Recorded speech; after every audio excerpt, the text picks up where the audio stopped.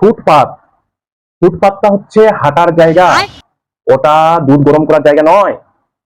কিন্তু এই গরিবদেরকে বোঝাবে, ওটা থেকে চলে আসে এই গরিবরা, সে ফুটপাতের মধ্যে দুধ গরম করতে শুরু করে দেয়। আসলে এরা গরিব না, এরা হচ্ছে দিমাগি ফুটপাতিস। এদের দিমাগে ফুটপাত ছাড়া কিছু নেই, এরা হচ্ছে অসহায় নিঃস্ব। যাই হোক, প্রয়োজন হলে নবান্নে গিয়ে এসি রুমে বসে দুধ গরম করে আসুক, কোনো সমস্যা নেই। এই ফুটপাতটা রক্ষা করা আমাদের ডবল ইঞ্জিন সরকারের পরম ধর্ম। ফুটপাতে দোকান দেখলে কেউ দুধ গরম করলে আমাদের গা চলে, আমরা সহ্য করতে পারি না।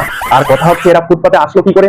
আমাদের সরকার 1 মাসের মধ্যে এই গরিব অসহায় লোকদের সরকারি জমিতে ইতিমধ্যে পাকা ঘর তৈরি করে দিয়েছে।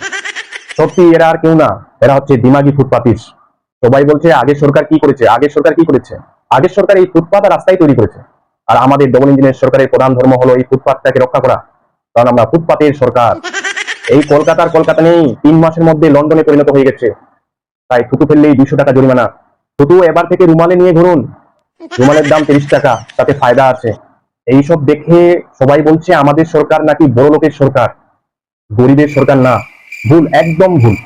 আমরাও গরিবের সরকার ছিলাম, কিন্তু ভোটের সময়, ভোটে জেতার পরে আমরা কার সরকার হবো সেটা আমাদের ব্যক্তিগত ব্যাপার। क्या बात है सर, क्या बात है सर, क्या बात है।